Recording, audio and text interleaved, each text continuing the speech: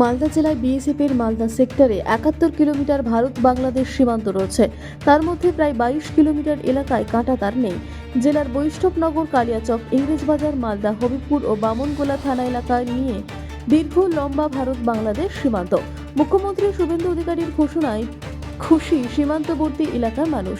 ২০২৫ সালে জানুয়ারি মাসের মাঝামাঝি সময় ফসল কাটাকে কেন্দ্র করে বৈষ্ণবনগর থানার সুখদেবপুর ভারত বাংলাদেশ সীমান্তে ভারতীয় ও বাংলাদেশিদের মধ্যে সংঘর্ষের ঘটনা ঘটে।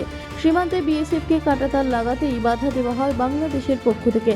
সেই বছরই সুখদেবপুরে ভারত বাংলাদেশ সীমান্তের ধারে জানুয়ারি মাসের ২৫ তারিখ সভা করেন বিরোধী দলনেতা শুভেন্দু অধিকারী। আর সেখানেই বক্তব্য রাখতে গিয়ে তিনি বলেছিলেন, বিজেপি সরকার আসলেই কাঁটাতার লাগানোর কাজ হবে। আজকে রীতিমতো উচ্ছ্বাস প্রকাশ করে গ্রামবাসীরা। তাদের অভিযোগ, এলাকা দিয়ে অনুপ্রবেশ, স্মাগলিং, চোরাচালানের মতো অপরাধ হয়। দিনে দুপুরে বাংলাদেশিরা এসে ফসল কেটে নিয়ে চলে যায়। ভারতীয় জমি কেটে লাগাতার লাগালে তা বন্ধ হবে।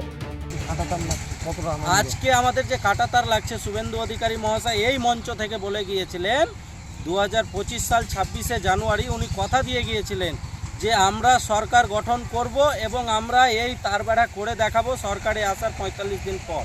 তো উনি কথাও দিয়েছেন এবং কথা রেখেও দিয়েছে। ব্যুরো রিপোর্ট, আরোহী নিউজ বাংলা।